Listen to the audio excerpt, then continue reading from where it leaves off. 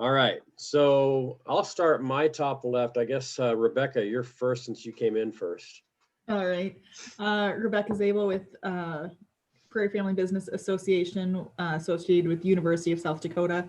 We have 209 members currently across a 5-state region. Awesome. See, now they're going to realize how tiny our program is in Fullerton and say, Ed, what's going on, man? Everybody has all these members and you don't. So thanks, Rebecca. All right, Kirsten, I'm going to look above you guys on my big screen just because I can read your names without my glasses on. Hello, good morning. I'm not used to these calls in the morning. I'm Kirsten Leffler. I am the Assistant Director at the University of Toledo Family Business Center, and we're currently at 228 members. So that's where we sit. Awesome. Thanks, Kirsten. Sherry. And then Rick, you're next. Good morning, Sherry Herwig with the Wisconsin Family Business Center. We are affiliated with the University in Madison, Wisconsin. And under normal circumstances, we average between 60 and 70 members. We're down a little bit this year just because of the pandemic, but hopeful that we'll be back up to our typical level, in the next year or so. Awesome. Thank you, Sherry. Rick, and then Sue. Good morning. I am Rick Rasmussen, and I'm with the Entrepreneur and Family Business Council at DePaul University. And we currently have about 140 members. And you're in Chicago, right? We're in Chicago, yeah, and 8 strategic partners. Nice. We're actually doing a workshop next week, a joint workshop between Rick's University and Cal State Fullerton. So actually Bonnie Artman Fox, who Sue brought to us last month in this forum, will be our speaker. So if anybody wants to join in, let's talk. But anyway, just point of reference. Sue and then Stephanie.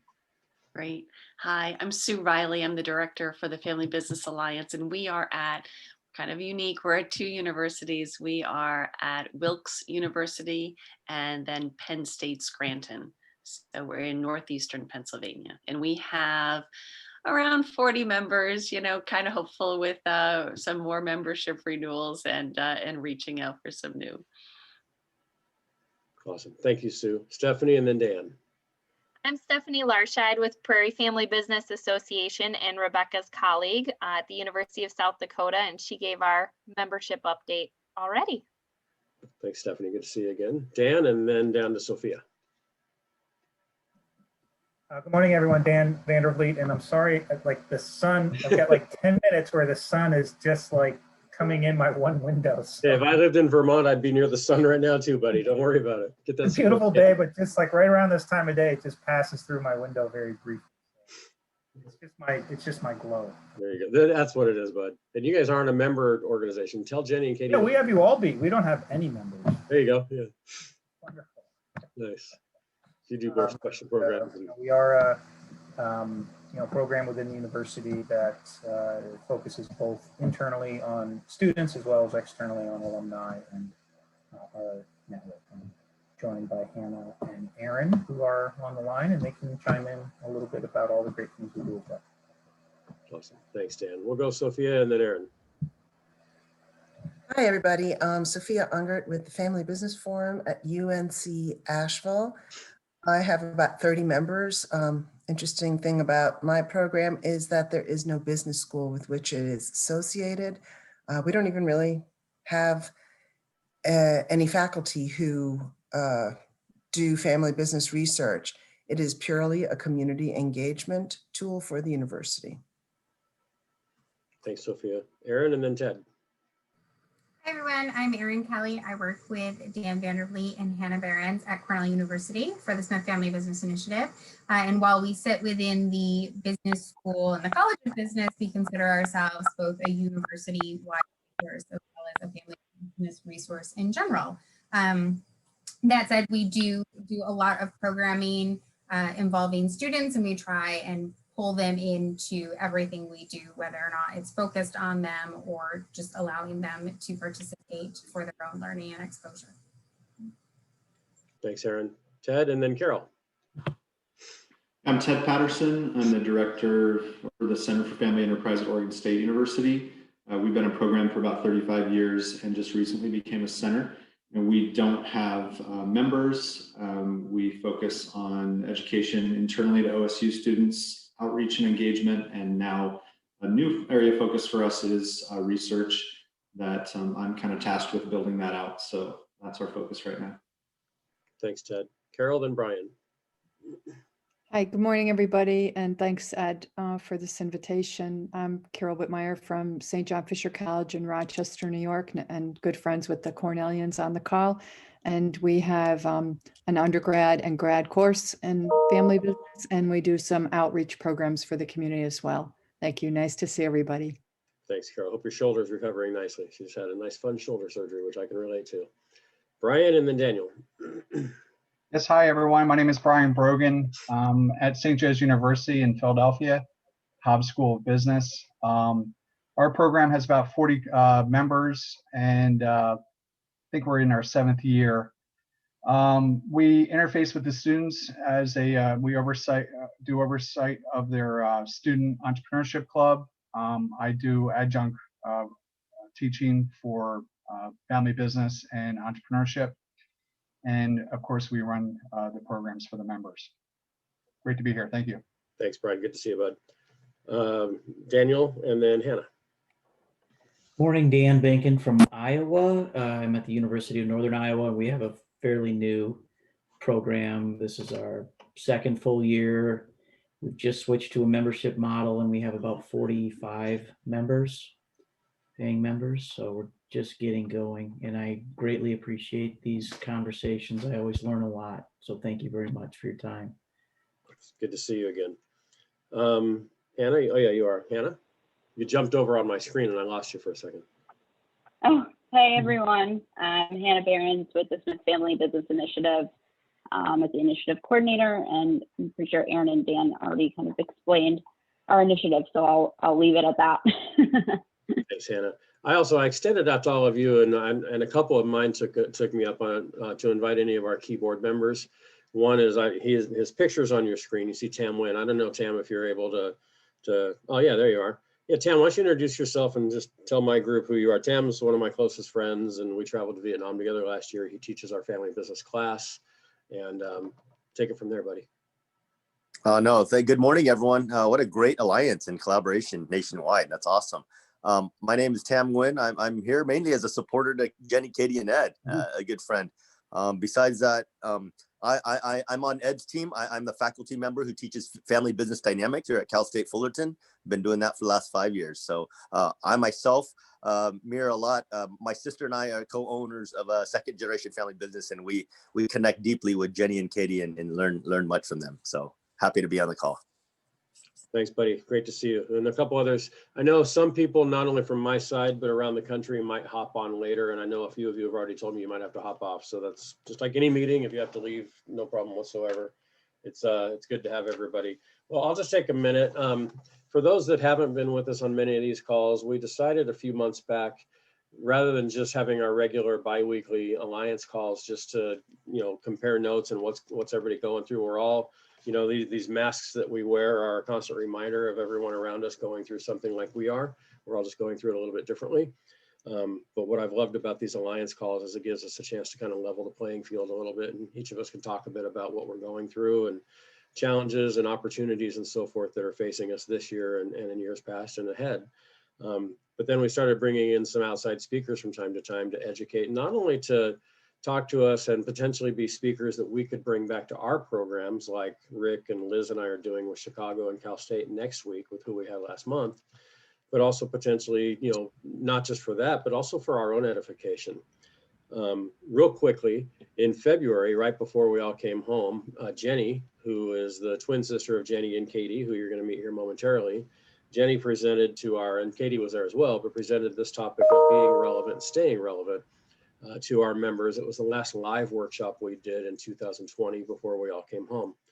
And so Jenny and Katie and I got together quickly after the beginning of March and decided, let's do this virtually. And we recorded it and we put it on our site, and it's been viewed hundreds and hundreds of times by members and other family businesses around the world. And so then when I mentioned to Katie and Jenny that we were doing this forum here the way we are, we thought that it might be a good thing for the two of them to talk with us today, because not only is it our job as the directors in our respective centers to support and assist and help out our family businesses that we are, that we steward. But we're also trying to continue to stay relevant as centers. We all know we've lost colleagues this year. Universities programs have shut down. People have lost jobs. First, it was called a furlough, then it was a layoff, then the center closed down.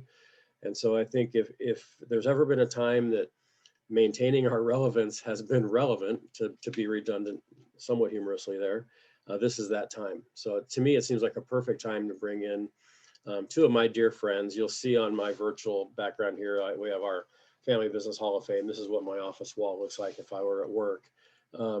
And each year we induct 3 or 4 family businesses into our Hall of Fame. And in 2019, McKinsey Corporation, which is they'll tell you a little bit about their company, but their data research and analytics is how I describe it. They're much more than that.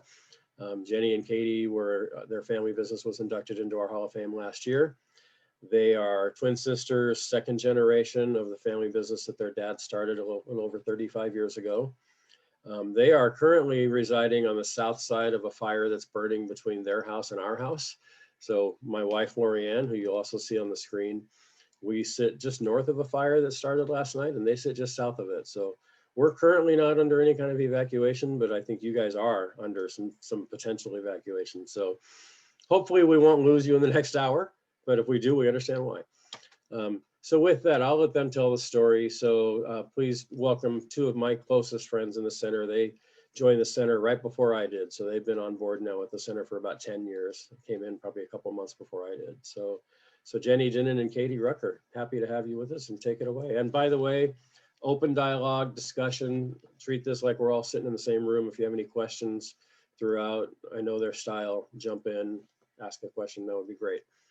So ladies, take it away.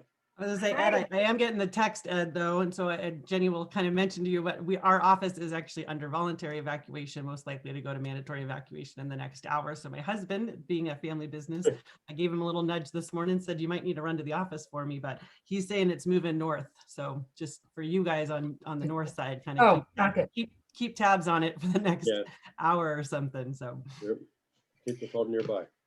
I love that. Ed, I've also got a presentation that I was going to, so I'm assuming that I can share. Yeah, I've actually set it up, both of you as co-hosts. Perfect. Okay, perfect. I'm going to mute myself. I think my group will be happy that I mute myself. So. All right, just give me a thumbs up if you could see our presentation here. Perfect. Awesome. So thank you guys so much for having us. This is really exciting. I mean, one, as a family business that has been greatly benefited from Center for Family Businesses. Truly, thank you. Thank you guys for what you do for us as family businesses and the support that you give us. And, 10 years ago, we quite honestly didn't know that these types of resources existed. And I can in full honesty and say we would not be where we are today without the center and without the support that we've gotten from people like you guys. So thank you for what you guys do. And thanks for letting us be here to share our story. It's a fun thing to be able to do. So today, what we wanted to do was just talk a little bit about our story, tell you about where we started, and then where we are today. And like you said, it really is just so mind-boggling to wake up and say, of course there's a fire today. And of course we're doing this, this is 2020 and this is where we are. But I will say through all of this, and as Ed mentioned, I'll share a little bit more about where we've been, but from 35 years ago till now, Katie and I really do feel, even in this very chaotic world, of going from a survive mentality to a thrive mentality. We are very excited about where we are today and what we're doing and where we're going as a business. So we're excited. And as Ed mentioned too, I know we're kind of a small group, so if there's any questions as we're going through, feel free to ask in the comments or just on here. We're pretty casual about things, or at the end, we definitely have got time to be able to connect and share. So a brief look at how our family really went from Dad started our business in the bonus room of the house 35 yeyears ago, and now coming to being a Hall of Fame business. It's exciting. It's a fun ride to be on, I will say. But and Ed chatted a little bit about us. But so Dad started our business back in, I think somebody else said they were 35 years old, their group, but 35 years ago. And really, he started our business. I'm not going to go into a ton of details because the presentation, as we go through, will kind of tell some of our story of what we did. But he really started the business with the goal of supporting our family. I mean, that was his number one goal. It was not to create a family business and create legacy beyond him or any of that. It was to support our family. He's a true entrepreneur. He also was, and as Ed mentioned, we're a data analytics, customer insights firm. And if you think from 35 years ago to now, the amount of change that our industry has gone through is kind of mind-boggling. But back then he was an accountant, a consultant, and he left KPMG and really found one client, heard what a problem was, and came up with a solution. He put his head down, listened to what their needs were, solved their problems, was very tactical about what he did, very customer focused. I will say his main client from 35 years ago, we work with Yamaha Motor, and they are still a client today, 35 years later. So really a testament to listening to our clients' needs, solving their problems, and staying right in front of what's going on. I will say that the way that he ran his business, which I'm assuming is maybe similar to others, is being the founder, the entrepreneur. He was in it 7 days a week, all the time, the one doing the work, head down, very tactical. He hired people as the business grew. He hired people exactly like him. He hired other self-proclaimed data nerds that worked in silos and just put their head down and got the job done.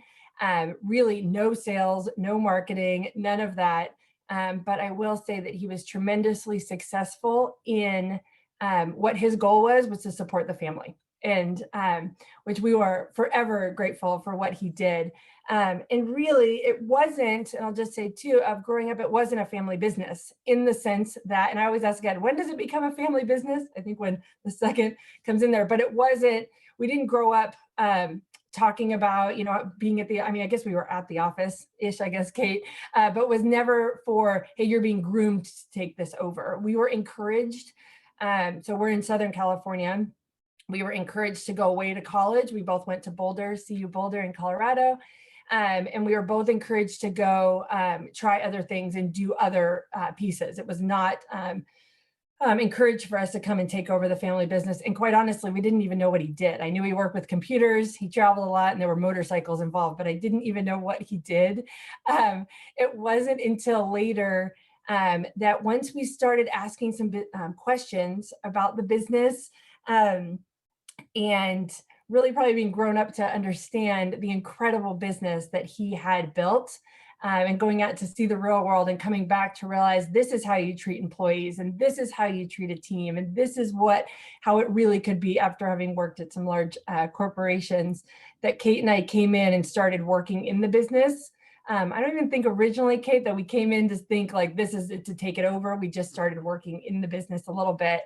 But I will say, so about 10 years ago, 10, 12 years ago, when we came in, we then started, and so kind of jumping forward of where we are ish today, and we'll talk through the rest of the presentation, but we took over ownership in 2013 after having worked in the business a bit.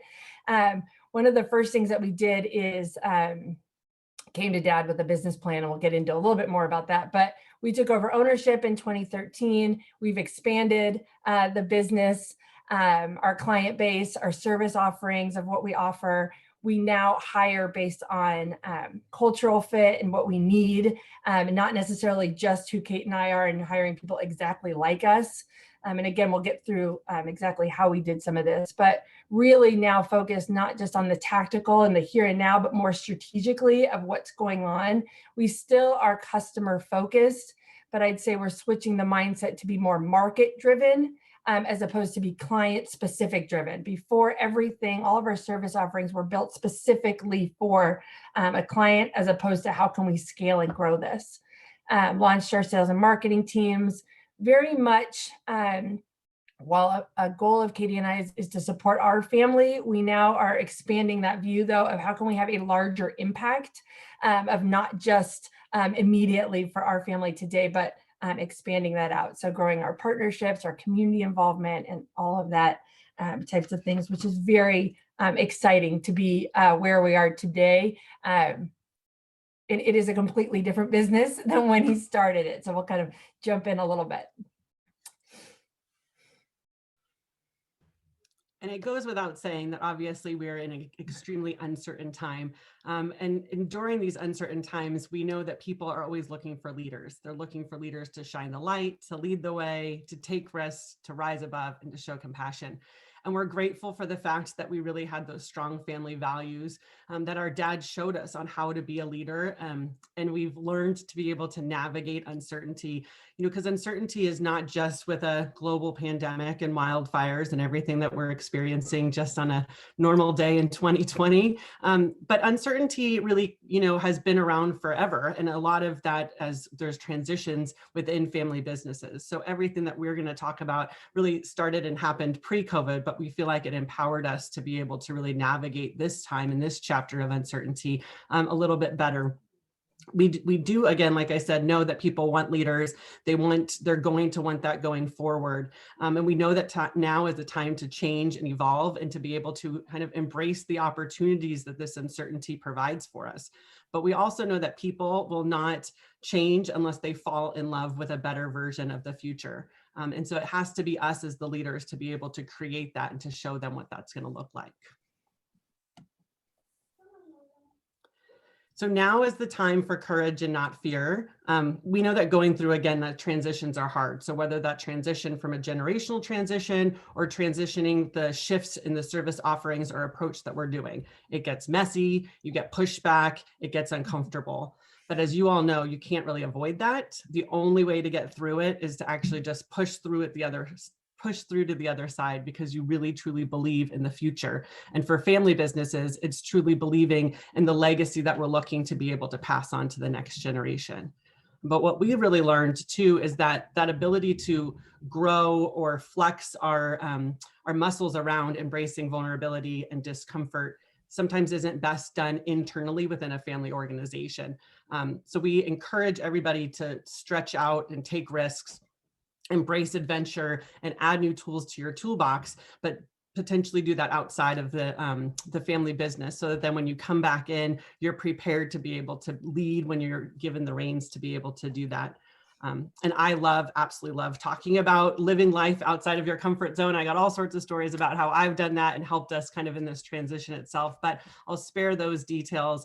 But what I will share is that when we first took over, we definitely did not push the envelope. We thought that in order to be able to honor our dad's legacy, that we had to keep things the same. But we really quickly realized, one, that didn't feel authentic for Jenny and I, because we are like 180 different than him in our style and what our goals were and where we wanted our team to be. But we also realized that actually truly honoring our father's legacy and what he had built and had, given to us to be able to lead was to really make sure that our business was relevant for the world today and the future where it's going to be. And we knew that that wasn't going to be able to be done rooted in the same process that he had done. So we knew that things were going to get disruptive. We knew, again, that we were going to have to face certain challenges, but we also knew that we were doing it based on the strong family values that he had passed along for us. Mm-hmm. And on this example here, you can really see we tried being able to kind of share some of the differences of how he had done things and then what we've done and what some of those challenges are that we faced. So even again with, the success metrics, him wanting to support the family as his success metric and us wanting to grow and expand our client base and the amount of the impacts that we can make on other businesses. It really helped us be able to justify the investments that we were wanting to make and shift where dollars and focus was, because then we were able to say, but this is what we're measuring for success and this is how we're going to be able to do that. Mm-hmm. Other areas here too is again, other areas here too is, even on like growth outlook, Dad was really risk adverse. Jenny and I are definitely more bold and exploratory in where we want to go. And I think probably too, that's kind of different chapters in life, but he loved that security. He loved that just sense of knowing he would never go pitch a project if he hadn't actually like basically built it out before, to know that he could do it with 100% certainty. And for us, we definitely, try to be a bit more exploratory in what we're doing. So going through for us, definitely we worked through a systemized process that we were able to really, we feel confidently grow from generation 1 to 2. And we're going to talk a little bit more about some of the systemized steps that we went through to get there. So for us, we definitely know, the process that we went through, we feel like it helped empower us to be able to climb, and we're excited to be able to challenge others to, take that risk and embrace the climb and embrace the challenges that are being presented to us today. So as Kate said, it is an interesting time that we are in right now, but I think what has really helped us is to come back. And even though, 2020 is like nothing any of us have ever seen before. What has been helpful for us, and we'll kind of get to it in the next slide, is realizing that we've been here before. Like we have been through hard times before. Like our company has been around for 35 years. It's really easy to be like right in this moment, and this is all it is right this very second, but we've been through a lot of things before, and we have survived, we've thrived, we've come through. And so it's just an interesting thing of, I think sometimes when we're caught up in the moment, to step back and say, we really have come through a lot. I mean, just our industry in general, like I said, in this data analytics space, customer insight space, everything that we're doing, sometimes I say that it is extremely exciting to be running our family business and to be in the data space and analytics and whatnot. But at the same time, it is crushingly overwhelming. I'm not going to lie. I talked to someone the other day, he says, "Why are you so optimistic?" And I said, "Well, I have a choice." But trust me, I wake up crushingly overwhelmed a lot. But you know what? We've made it through. We've come through all of this as well. So it is good to step back and say we've been here before, but it is going to keep changing and evolving. So as Kate said, embracing the climb. So we've got four different things here. The first one, embrace the mess.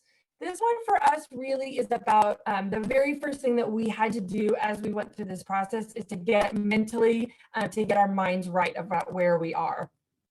This one is all about mindset. I think uncertainty is constant. At this point, we need to realize, I think a lot of people are hoping and praying that on December 31st of this year, things are going to go back to normal because 2020 is going to be over and we'll go back to normal and things will be great. That is not actually going to happen. Granted, I'm going to probably have a big party on New Year's Eve this year to say goodbye to this year, but uncertainty is constant and it's where we are living today. I think as long as we start understanding that and realizing that no matter what, when we're done with this, it's going to be something else. And so we all need to start being a bit more resilient and realizing not just, let's just get through this, hope and pray, and then we're going to make this out the other end. We need to realize this is the way that the reality that we're in today. The second thing of getting our minds straight for us is really adjusting our gaze and the time horizons. The incredible thing about family businesses are we are here for the long run. We are not here just for this month's numbers or these quarters numbers or whatever this is. Like we're in this for the long run and really leaning in to say, why are we doing this? That I'm not going to get caught up in the mess of right now, just this second. It's what are we doing long term and how are we really stepping back and saying, what are we doing this for? You know, there are definitely, I'm not going to lie, because I said to Kate, I said a minute ago, I don't want this to sound like it was the easiest thing that ever happened and everything is so positive. There are days that for sure Kate and I, she cries, I cry. I don't know how people do this without their twin sister, that we can have this with each other every day. But when we come back and we realize, what are we doing this for? We're doing this for our family, for the legacy, and we know we're going to be able to get through this. So having that time horizon. And the third one is really this attitude of gratitude. You know, in this time, when so much craziness is happening and watching the news. I mean, waking up this morning, watching the fires and then COVID and this, that, the other. But I have to remember that there is so much good happening around us right now. And I really can just say, you know, a plug for Ed of having during even through this COVID, having those Friday calls and having these thankful calls and having and bringing us together and sharing stories. And even with Tam on the call today, and I've got Deanne and Sunny and some other buddies of ours, I will tell you that the other members of this center that we're a part of, we text each other on a regular basis, talk about the good that's happening, what's happening with each other. Is this group is just so amazing to be able to lean into. So definitely of getting our minds right, something that we had to do. So some of the tactical things that we did right in the beginning as we moved through is, I will say, right out the gate, we hired a transition consultant. So Joanne Horton, I don't know if anybody knows, but she is a godsend to us. And we really started planning out proactively. When people say, don't do it, it's going to ruin your family if you come into the family business. Save the family, don't go into business. We decided to proactively hire someone and help us walk through the process. And it's funny, Joanne says sometimes, you know, most people bring me in after it's a disaster. Most people don't bring me in beforehand.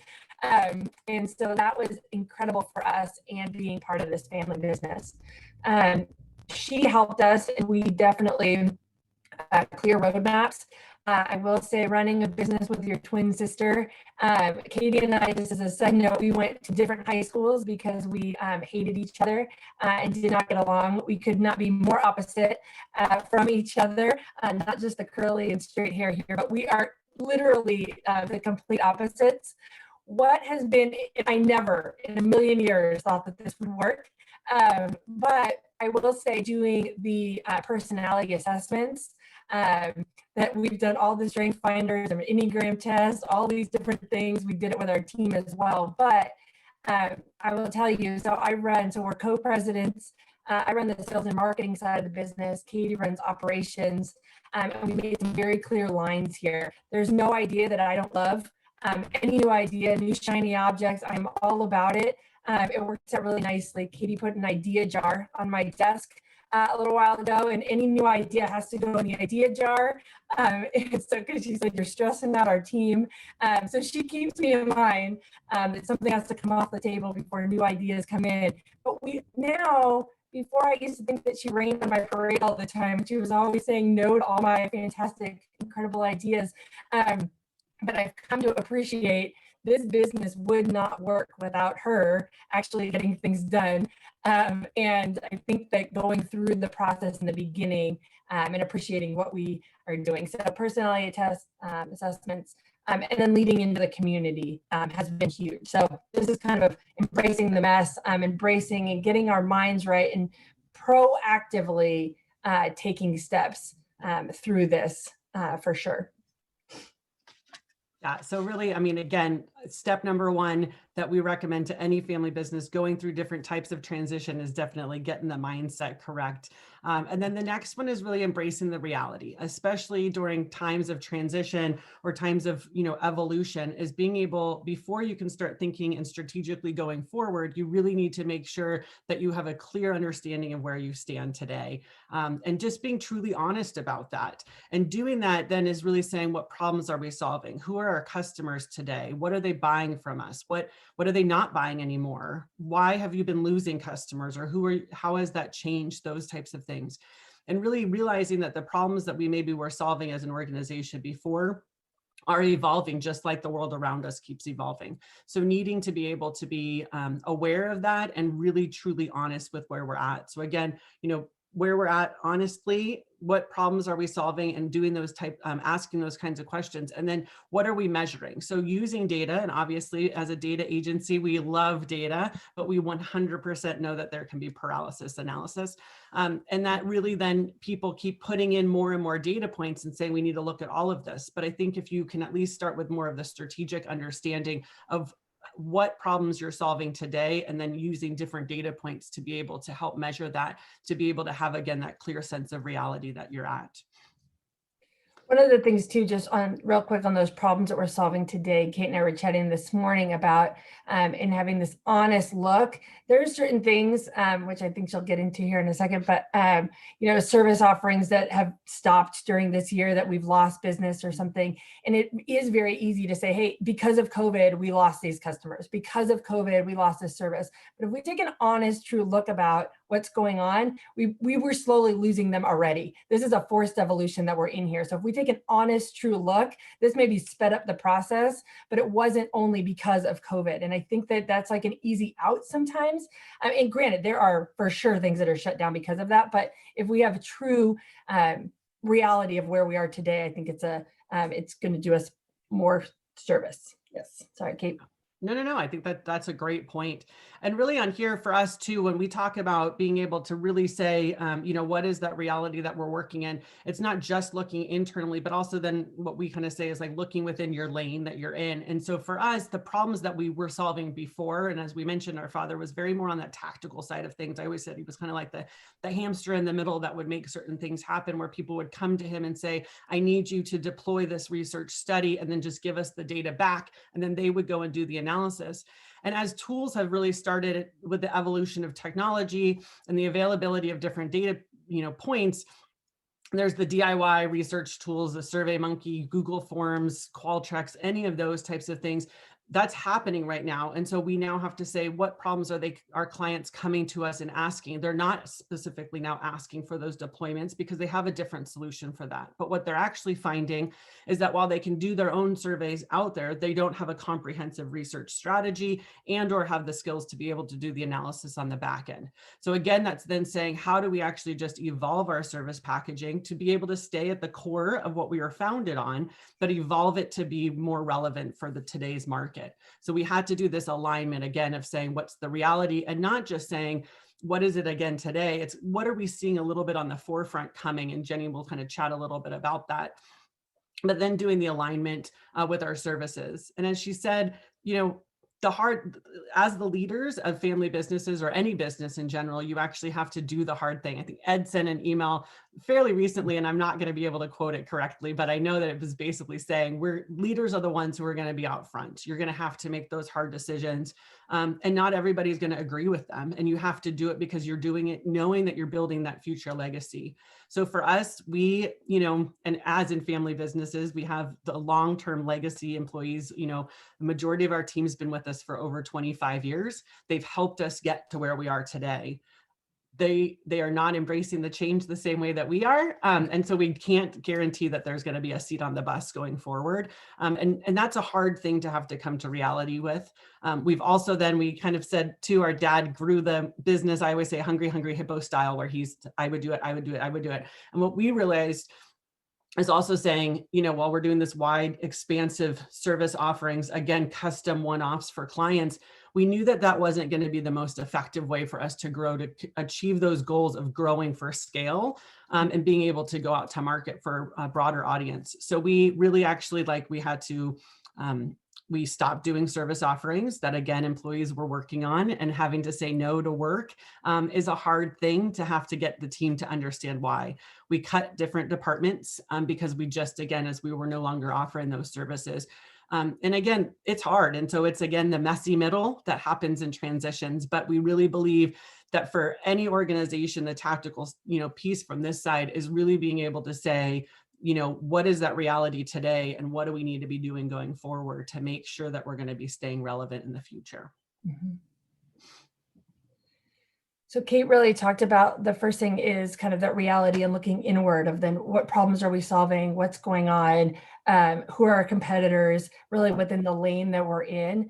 The second thing that has helped us and is making us feel a lot more in control in a very uncontrolled environment at the moment, I will say, is embracing the change. And so looking outside of ourselves, you know, for us, remembering that we don't operate in a vacuum and the world keeps changing around us. You know, a lot of times businesses that we work with, they're just taking a look at what are they doing, or what is our direct competitors doing, and how should we market against them, and what's happening. Quite honestly, the disruptors that are going to be coming in and the key competitors that are out there are going to come from outside of our industry. It is a matter of fact of where we are. And so a really big thing for us now, and we've incorporated into our business model, is market mapping and is macro scanning out there. So we use the STEEP process, which kind of in a second I'll show a slide here, but really taking a look of what's going on out there socially, social, technology, economic, environmental, and political, of what is happening in the world around us that might not be affecting immediately our services, but it is 100% affecting our customers and how they're buying, what's going on around them. So this is a really, really big thing for the leaders. And Katie and I will say in the first few years of the business, we were tactically in the business doing the work. We have now really evolved and say it is our job as the leaders not to be in the day-to-day, every single day doing the work like Dad did, but it's our job to be looking up around us and see what's happening in the world so we can start proactively making the decisions strategically going forward. The other thing that we're doing, kind of hopping on this futurism bandwagon, we are in a great spot that we can turn our services on ourselves, which is nice. But as we're going out here and taking a look at what are the trends that are happening today, what are the patterns that we see, and how do we start projecting that going forward? As Katie said, some of our services, those DIY tools for surveys, things like that, those have become commodities.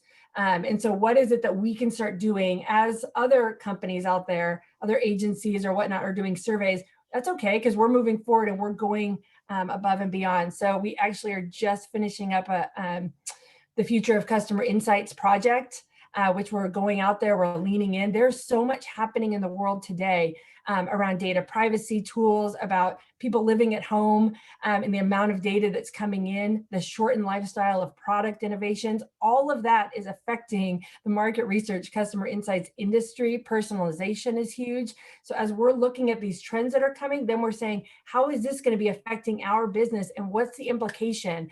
And so now proactively figuring out, I don't want to sit in a world where I'm going to sit here in my bedroom, actually in the moment in 2020 and say, well, what is the future going to have for me, and get pushed by what's coming? I want to proactively pull ourselves and say, we proactively want to be here and we're leaning into what we want this future to be. So during all this, it's been fun. Actually, Kate and I have both been certified in strategic foresight and as futurists.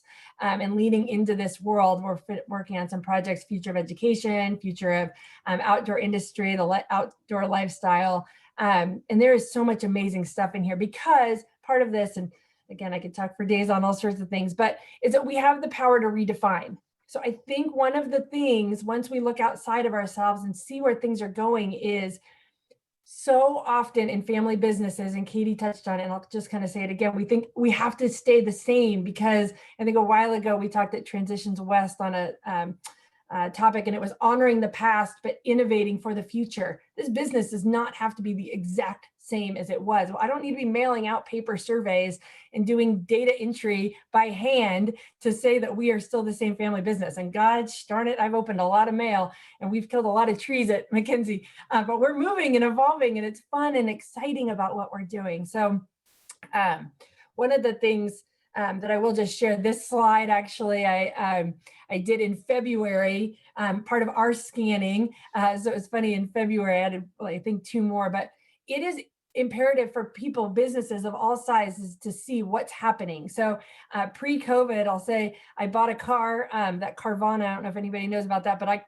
we bought a car online, and I got my car out of a vending machine and totally bypassed the dealer network. As somebody that works in the motorcycle industry, channel distribution, that dealer model is changing tremendously. This was pre-COVID. We were talking about online shopping, omni-channel types of things pre-COVID. We were talking about remote working was happening before all of this. So if we were taking a look back in February of the trends that were happening, we could have started to anticipate some of these things that are going on. And so it is imperative for business leaders to be looking at. I mean, clearly now we've got working remote.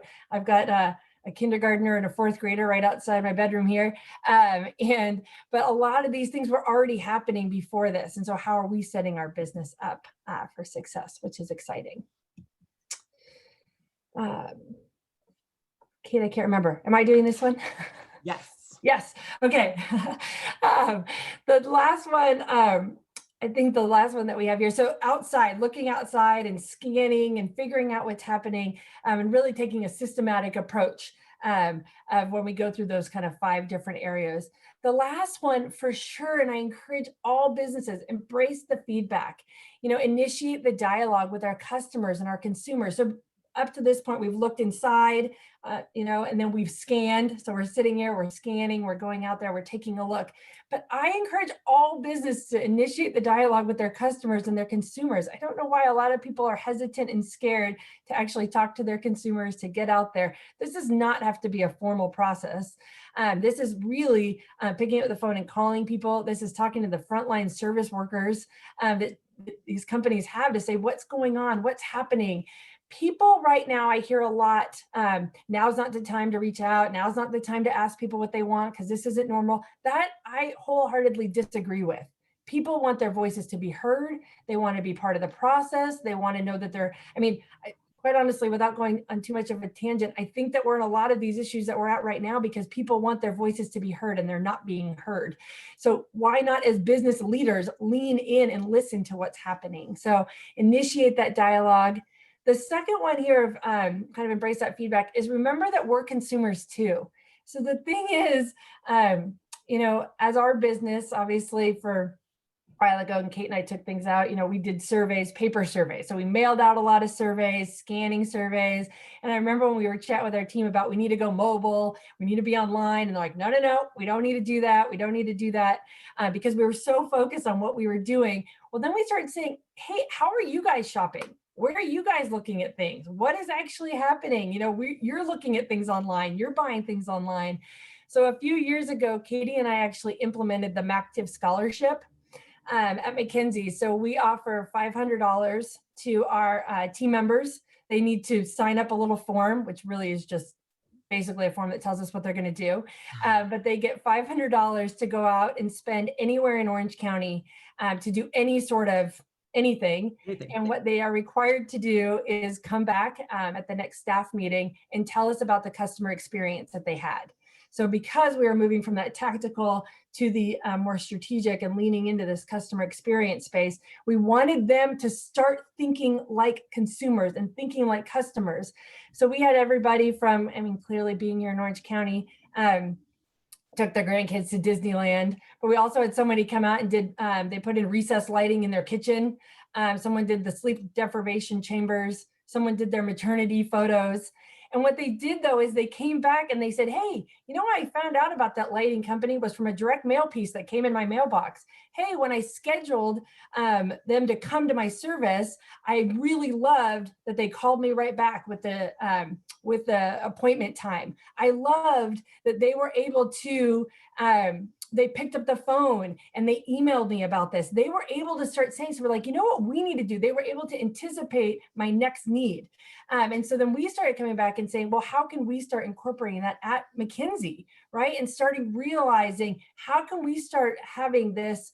And it got them out of the, well, we don't do that at McKinsey. It started getting them to realize this is what people are realizing. This is, I just dealt with a medical thing, trying to get on this IT system yesterday and had a fun 45-minute conversation with the IT department at my medical place and said, I own a technology company and I can't figure this out. Well, I can tell you, I'm changing some of my service offerings based on very nice Matthew who helped me through the process. But it's just good to remember that we are. So anyway, and then embrace that feedback. So then collaboration is key. So once we take the feedback from others, we start seeing what else is working. How do we build this out together? So it's a fun process to bring people in the mix with us and not just say, no, we don't do that at McKinsey. It helped have them step out of what they were doing.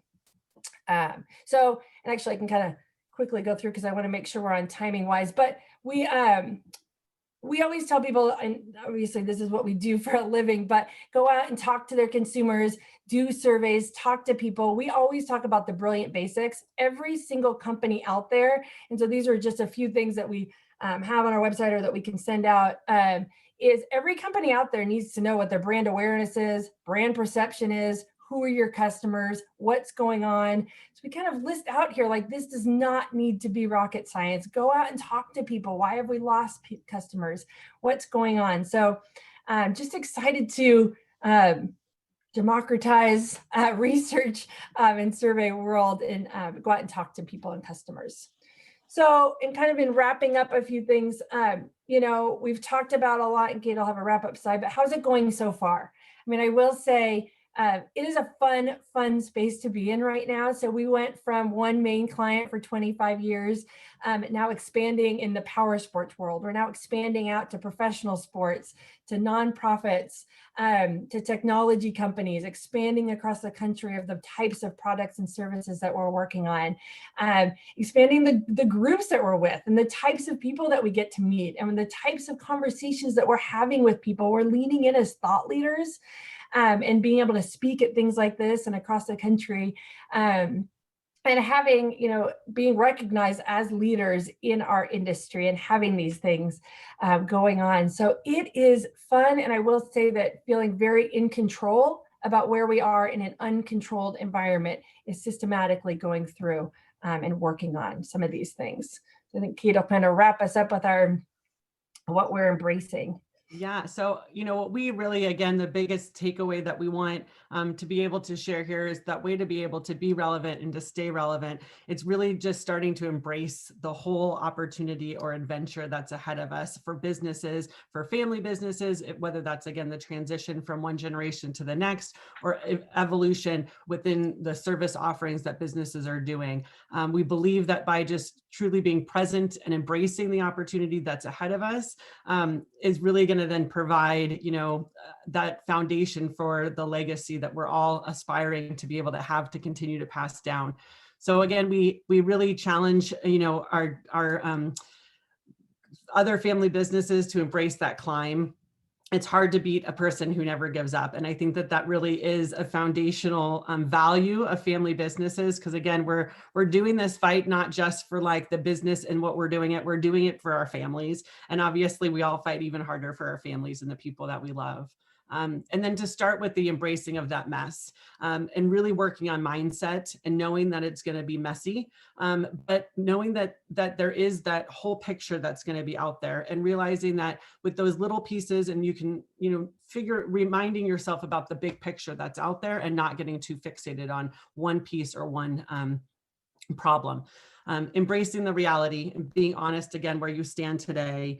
And with that really is then like looking internally and being honest about that. And then also really the biggest takeaway there is making sure that you're thinking about the problems that you're solving today and starting to anticipate future problems, and not keeping your services anchored on problems that maybe are no longer relevant. Embracing the change, that we have the power to evolve. But really the big takeaway on that is remembering, you know, that we need to look up and out, not just internally itself. And so having that scan of what's happening in the world around us and realizing that just that mind shift of saying that doesn't relate specifically to my industry or my service offering, but it does. Everything that's happening around us, it's impacting your consumers. And so then that is byproduct impacting your business. And so needing to know what's happening in that world around you and taking the time to do that is going to help you. And then starting to think about, again, what trends may be coming in the future that you may not have been aware of.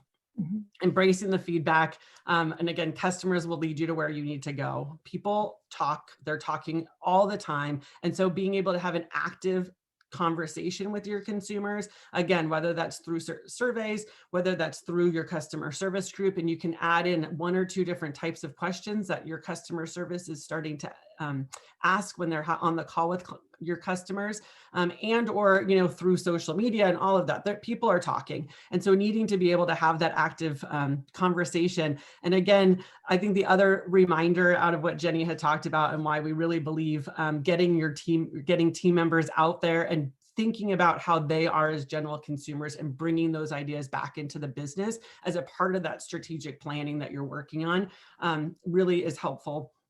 And then again, embracing the adventure. Real growth happens on the outside of the comfort zone. It's easy, it's easier, I should say, I guess, to stay in the comfort zone. But for every one of us and business owners, we all want to be able to continue to grow. And so you just have to kind of embrace the, you know, the opportunity and the adventure that presents itself. So thank you. I know we shared and it kind of went quickly through a lot of stuff that I wanted to, at least we wanted to be able to share our story and what we have and share some of these tips on there. So, and I want to be, we want to be very cautious of time and where things are, that if there's any questions or this is our information to be able to reach out after, because I know you guys have other pieces. I'd like to just ask, first of all, thank you both. I appreciate it. You know, you may have picked up on, and Dan and I texted a minute ago, I've known Jenny and Katie for a decade, and Jenny is the one that comes in and has all these ideas. You walk into her office and it's ideas all over the whiteboard, and she has these notebooks that she writes down ideas. And then you walk into Katie's office and everything's really organized and everything's structured. Yes. And Jenny will just hand the notepad to Katie and say, what of this can we do? And then Jenny will go off to the new ideas. So I've stayed very, very close to the two of you throughout the last decade, but in particular this year. I think the three of us have connected via phone and text or a Zoom call at least once a week for this whole year. I've watched you go from mess in April, where you were worried about having payroll to pay your people, to really truly following what you guys are talking about right now. You really are looking at this year as an adventure. Yeah. Can you talk at all about how, or was there a point where it literally felt like, hey, we're still in this mess, but where you shifted into that adventure mentality? Because that's massive. I think we're all in that right now. We're all thinking, you know, like I talked about at the outset, we've lost colleagues. We have people who no longer are part of this alliance anymore that are looking for work. And they're probably more in the mess than the rest of us who are employed, who are looking at it as the adventure. But where was that tipping point for you?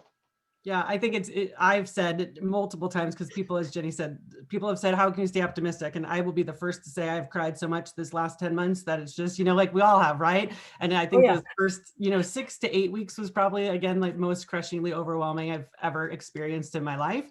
And then it's for a few different things. One, and I love John Maxwell. I don't know if any of you guys like listen or follow him, read his books, but he in April did a podcast that was embracing, what was it? It was like embracing the benefits of uncertainty. I think we had listened to it probably like 10 times. We ended up actually having our whole entire staff listen to it. I can send that exact, because I'm not quoting like the name of what that podcast was or that episode was, but it helped us with a big mind shift of really realizing that there's the benefits that can come from this uncertainty. And one of the, he lists like 6 of them, but the last one is, in times like this, it's not just about getting outside of the box and thinking different. This is our time to blow up the box. Like it's game on. And so for us, it really was kind of like we can stay in this kind of scared confusion, or we can say game on.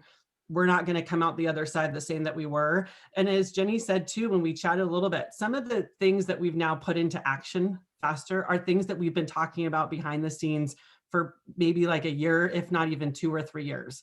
There's shifts in team dynamics that we kind of knew that we needed to make, but we weren't, because again, you hold on to legacy team members, you do different kinds of things. And I said, we shouldn't be leading this company if we come out this crisis still not making some of those changes and decisions that we knew all along that we should have done. So in a way, it was kind of like give yourself a kick in the backside and say, you either can keep kind of staying in this spot. I mean, there's definitely, again, the days that go up and down, and we've been extremely blessed in those first few weeks. It was not knowing what was going to happen with our customers. Some customers, their sales have gone through the roof, and it's been a positive for us. We definitely lost some good chunks of business as well. But then it was saying, okay, what do we need to do to like hunker down, minimize expenses as much as we possibly can, and then take this time as a way to be able to push ourselves and grow. So, I mean, Jen, you can definitely add to that, but I would say, I think some of it really was just a good, honest pep talk. Yeah, I mean, we still are. I mean, as much as we say we're embracing this every day, like, oh my gosh, like yesterday, we had an 8-hour strategy session. We're still going through this. I mean, we still have people on furlough, and what are we doing? Are they coming back? I mean, we're still dealing with it. So I'd say we are, but I think a really big thing though, what Kate said, and kind of maybe that's embrace the realities. There were things that we've been griping and complaining about and things and changes that we wanted to make for the business. And she said, if we come out of this griping about the same things and we haven't changed it, like this is the time to make these changes. Like we have known for a long time. So really this forced evolution of what do we want to do. I don't know, going through this, the future of consumer insights, Kate and I were doing that on the side. We brought our team in and we really struggled with that too. So we brought in somebody and we said, we don't know if our team's going to get it. They're not going to understand. They're very technical, but we've had 3 or 4 sessions with our team brainstorming about what does the future of customer insights look like. We've walked them through, we've broken them into groups, and that's getting them on board now brainstorming ideas about what we're going to do. And it's making the entire team feel more in control in an uncontrolled environment.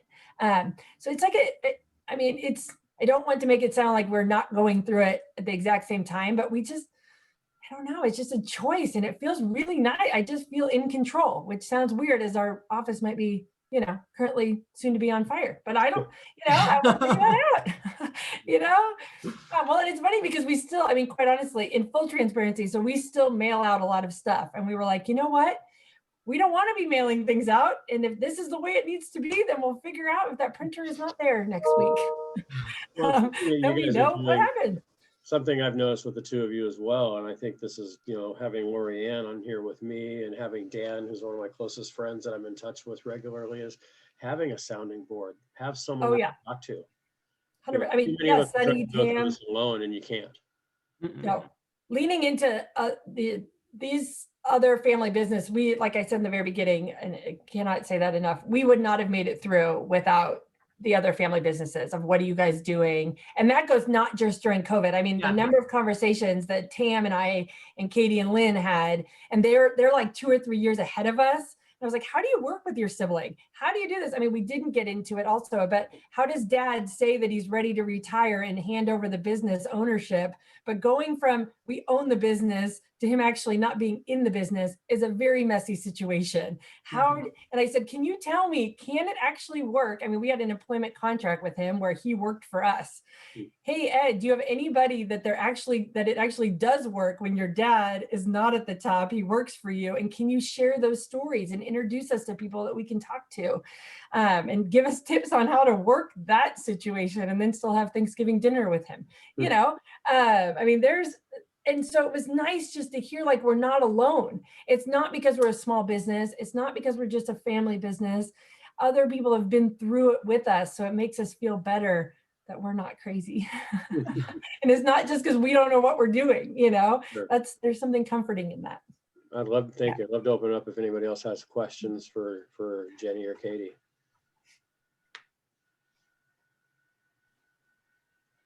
Ed, I might jump in. Sure, thanks, Brian. Thank you, both of you, for the presentation. I thought it was really excellent, and I really appreciate sharing your family story.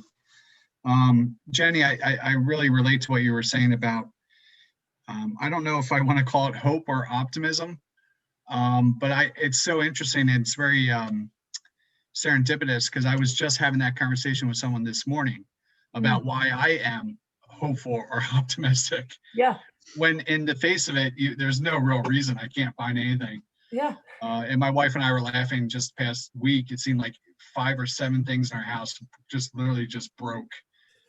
We're just like, the whole joke of 2020, but even beyond that, there's just like, there's an energy shift. There really is. Choice. Absolutely.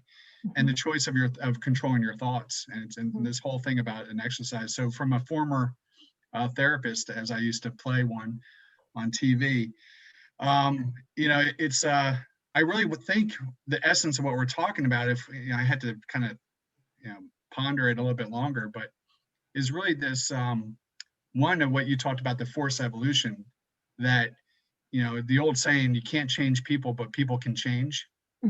right? So you can't force a person to change. But if that person was getting ready to change, or the organization was getting ready to change, that this is really that tipping point or that catalyst to make that happen. And so for you guys, that the paper non-paper debate, it's almost fun because it solves it for you. Yeah. To a certain extent. Is that kind of what you were saying? 100%. It is funny. We hear a lot. I've got one amazing guy who I love, my data guy, but has been with us for 25 years. And a while ago, he used to say to Kate and I, our value is in the paper that we send out. And I said, my value is not in the paper that we send out. And we've really challenged them on what we're doing and where we're going. But I think people get so caught up in that is their value. That's what they're doing. So I will say, even if we're people changing, we're including them in the process on this future of where we're going, because then we're giving them the choice if they want to be part of this or not. We're giving them the choice. We're the examples that we're choosing to be positive about this. We're bringing in them in the process because I kept saying to Kate, but what if there's not a seat on the bus for them? Like, I feel bad if we include them in this process, and what if there's not a seat on the bus? But we're giving them every opportunity to move with us. We didn't make these decisions behind the closed doors. And we're just proactively, it's tough for days, but it's mind-boggling to me when I talk to people, and Kate always says, what have you learned during the pandemic? And that if you haven't read a book, taken a class, been certified in something during this pandemic, then quite honestly, it's your own fault if we're not moving. We're giving them every opportunity to be a part of this and showing them how to do it. I don't know, it's making me feel too, another point about that. Why are we, we can't maybe explain where the hope or the optimism comes from. I was really thinking the other day too about realizing that what this year has shown us is it's shown us that anything is possible. And so actually that can then be, you could think about that more in the negative side, or you can also choose to think that in the positive side. And so really, truly anything is possible, right? None of us, we didn't expect this, we didn't predict this, but now it's actually saying, but like really, that means we can do like anything is possible. So let's just embrace it and think about it from like a positive standpoint is really what we tried to challenge ourselves on. And again, some days we aren't as successful on the positivity train. Yeah, Katie, I think that's great because and I'll be quiet after this, but that matches a lot of people's, religious or spiritual belief of manifesting, you know what I mean? And if you were that type of person before, then you're really that type of person now. Yeah, I think for sure it shows for like the people who are either the fixed mindset or a growth mindset. I think that that's becoming more and more apparent during this time, as Jenny said. The amount of things that I've taken and read and learned and certified and this and that over on top of running the business during a global pandemic. But I'm like, man, there's so much cool stuff out there and and there's ways you can take classes at universities, which I love. I've taken a few classes in Colorado University and different things that I maybe would have never been able to do until it now is all online. That's the thing that is kind of that positive side of things. That's exactly what I was telling my son driving him to school today was, jump on YouTube. There's a whole world available to you. Everything. Which is cool. Yeah, so thank you very much. Yeah, we've always, Lorianne and I talk, and I've said it in a lot of other calls and forums this year, especially that adversity and success make us more of what we are. And if you're already, if you're leaning a certain way and you get a bunch of money, you're going to be more of that. You're going to be more generous. You're going to be more, or you're already kind of a greedy person and now you have millions. You're just going to be more greedy. So yeah. Other questions or thoughts or observations from the rest of the group? Hey, Brian, I tell my son to jump on YouTube all the time, and all he learns is how to blow more stuff up. Yeah, that is true. Pokemon, that's what I got. Careful what you ask for, Dan. Yeah, right. Yeah, exactly. Well, we have more time. We had scheduled. Go ahead, Rick. Yeah, I'd just like to say thank you as well. That was wonderful, and thank you for taking us on your journey. And I love the positivity that you set and you challenge yourselves with. I think your dad would be very proud of where you are and where you've gone, and I appreciate that journey. And as you kind of gone through that mess, it seems like you guys work as great as a team, being the opposites, and so it's really good to see that. And I know some of the biggest challenges that I have, like even with we're trying to find new members, is that getting that conversation going from that fixed mindset to a growth mindset. Embracing some of that change, that idea of vulnerability actually leads to greater impact and insights. you know, for their businesses. Mhm. You know, and so it's just interesting on the process of, I know when I first embraced, I was with a family business before taking this position, and I was a member, I was on the member side for 10 years. And I just thought it was the greatest thing in the world, because you know, you're walked into a world where you don't have to do it alone, in the sense that you're just shown so many different ideas and perspectives and things that doesn't come out of a YouTube video, you know, things that don't, that, you know, it's in books and it's in videos, but it's different when you share it with, you know, with other people live, and things come alive in different ways. And yet we come from a mindset that we all want to try to do it alone. And, you know, just hearing how you're bringing in the people that are the stakeholders within your organization, you know, it's impressive. And I think that's, it is giving a lot of opportunities for people to really kind of look at, you know, if you like it or not, it's that whole evolution that's going to take place regardless. And I know I faced that challenge. My biggest challenge today with what we do is I do miss the culture piece, right? So this idea of you know, after a while of sitting in this office, staring at a computer and spreadsheets and trying to figure things out from behind this, and having a phone call maybe once or twice a week with some colleagues, that's the part that I feel over the last several weeks, it's been changing and shifting, and it affects the attitude, you know, and it affects some of that, and I don't know what the answer to that is, you know, because Zoom is fine, you know, it gets us to these places and does all of these, but I feel disconnected, you know, I'm feeling more and more disconnected within the process. And then that translates to, you know, as I'm calling businesses and calling on businesses, you know, I see that it kind of drips into that whole piece of it too as well. So, anyways, thank you for letting me share, and thank you guys for sharing your journey. It's wonderful, and yeah, keep embracing that adventure. Because the way I always like to end my sentences with people is, you know, wishing you great joy in your present day and your great adventure. So enjoy. I love your values that are on here.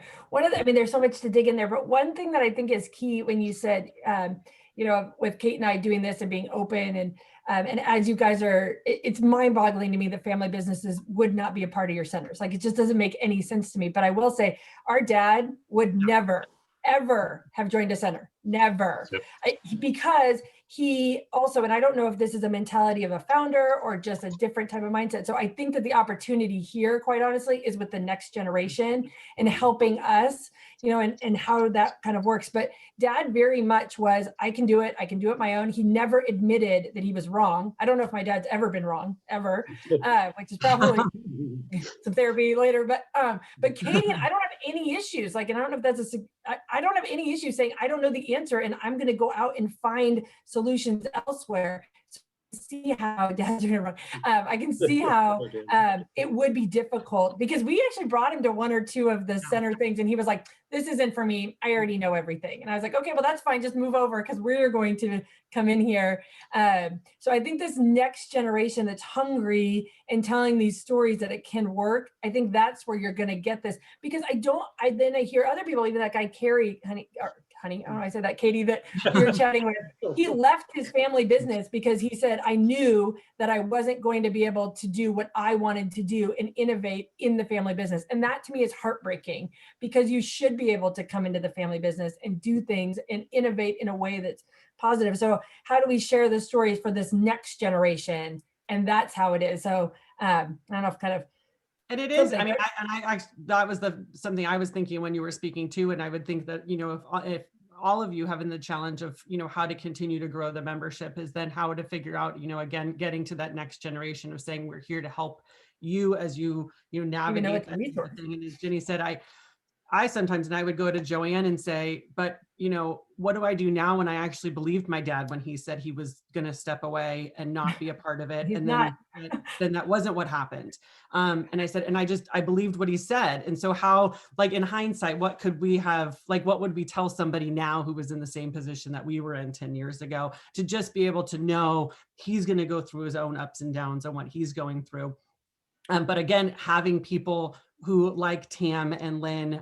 So Tam and Lynn, who when he was just on here, he's the sales and marketing side. Lynn, his sister, who's the operations side. And again, they're exactly like how Jenny and I are, about 3 years before. And so we said, what happened with your parents? How did you have that conversation? And being able to, in a way, I guess, pitch that value to that next generation is where I really think kind of the best way to be able to, grow membership.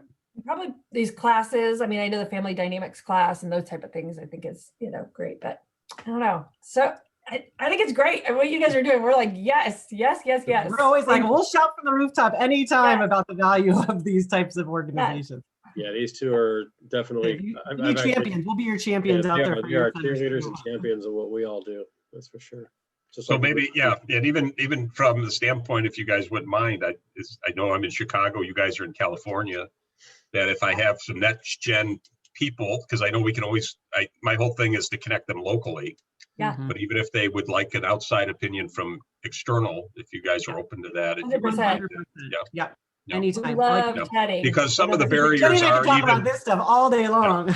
So some of the barriers that I see too with next gen is that, they have that idea of getting it past the founders or past the parents, right? So there's some, like your dad would say, he looks and goes, why are you wasting your time with it? I don't know if that's how he said that, but I've run into those things where I'm sitting in the boardroom and the dad's there and goes, well, that'll be for her because you know what, I don't need any of this. And so they're left with this piece of going, well, if he doesn't need it, why do I need it? And some of those kinds of things.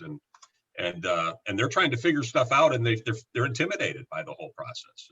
And I know I'm a second gen in our family business, and I know there's days where I just look around going, I don't have a freaking clue what I'm supposed to be doing here, other than not bomb the business. My whole thing was don't bomb the business. You gotta, don't be the generation that kills the business. And that's funny because actually one of the things. Fear. Yeah, one of the things Jenny and I said when we made that shift that we had talked about in the beginning, that we were not really pushing the envelope and kind of keeping things the same, and it just didn't feel right to us. But then we just were like, are we ready to like really shake things up and make it, be super? It doesn't work. We actually said, I said, what is truly like the worst thing that could happen? And we figured the worst that would happen is that we like bomb the business and we go bankrupt. And at that time I was like, I'm not even 40 yet. I'm going to learn a few lessons. I'll go get another job and we'll move on. Like, and it was just, we finally actually said, if we bomb the business, we at least are going to learn a whole lot of stuff along the way and we can probably go get another job. So it actually was kind of like what motivated us to realize that the longer we stayed keeping things the same, it actually would have more of a negative impact on the business. Jenny and Katie do like to collaborate. They were down in Atlanta last year and contacted me and said, hey, is there a family business center near here? So I put her in touch with a guy down at Kennesaw, and they've established a relationship there as well. So yeah. We love it. John, nice to see you, bud, from the Great White North. Yeah. Ready at some point to travel again. Yeah, I know. Exactly. Love to go to Chicago too. The Zooms are fun. Any other comments or thoughts or questions before we let these ladies go? Well, thank you. I have one last question for you. I always ask when we meet, one of the nice things about this alliance is we get an opportunity when we're together in person, but we're doing it on Zoom now, is we get a chance to talk to family businesses from around the country. And I'll often ask one of the family businesses on behalf of family business centers, and I don't want you to talk about what I do, answer just generically. What kind of, how can we help family businesses better now, especially? What kind of service or things could, not just Cal State Fullerton, but if you were giving advice to Cornell or to Pennsylvania or Minnesota or what have you, what are your thoughts? Gosh, I mean, I would say what's helped, at least, and I guess by now being during this time, I really do think those Friday meetings, which I know then became a lot, but even if it's having like a once a month or every other week, opportunities for people to come on like this and be able to connect. There was times that we'd have like 30 or 40 people on a Zoom that Ed would have, and other times where there was 4 of us. Just in being able to have a space to be able to go and continue. Again, our center had like monthly meetings, but there was always even a speaker, and sometimes there wasn't even that time to be able to have more vulnerable conversations. I think during this time right now, being able to have an open, safe space to be vulnerable about what we're facing is so helpful. I mean, I would shoot Ed a note and said, hey, I'm dealing with this challenge right now and I don't know the answer. And I can guarantee you probably have more members in the center who are facing the same thing. What can we jump on a call and share ideas? And that has been, again, the tremendous help of it not feeling as crushingly overwhelming. So I think being able to create space for just authentic conversation and dialogue between members, I think is extremely beneficial. Again, that's maybe more relevant to this exact time that we're going through. And then one of my biggest takeaways was then then Jenny and I were both in 2 separate young leaders groups. And that, again, was being able to have that small group that you met monthly with those same 10 people. And that kind of became like our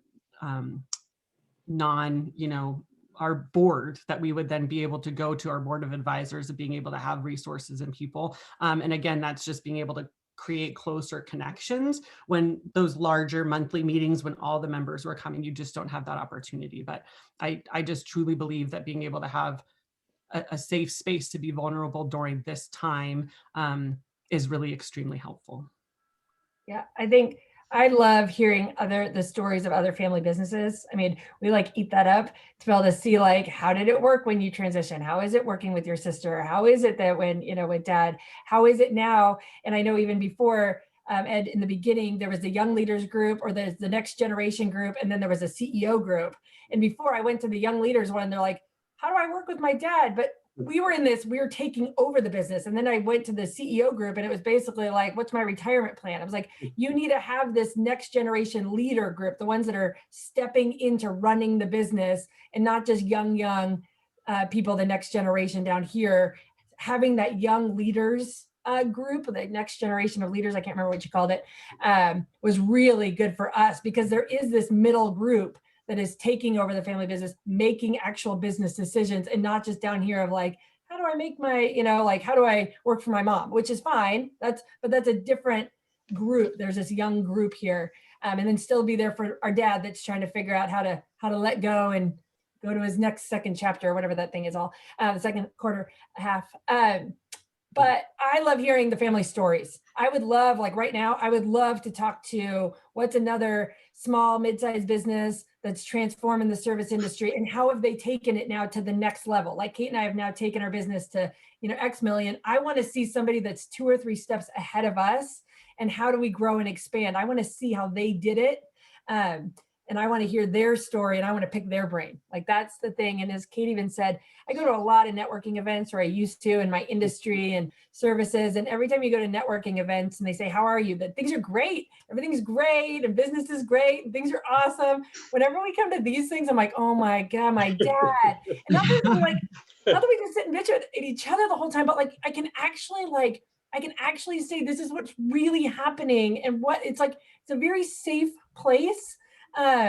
Because we're all going through the same thing. It's just this like welcoming environment that I just feel like I don't have to be on. I mean, even this of sharing, I don't typically, I'm like, this is what we're doing is getting rid of our paper service. I mean, I don't do that at regular things, but here I feel like you can share, I don't know, your story more. So I say sharing stories more, highlighting family businesses. Before we became a member, we never talked about being a family business because we didn't want to be seen as mom and pop and small. I never realized the impact that family business has had on this country. And now we are so incredibly proud to be a family business, to be such a huge part in our economy.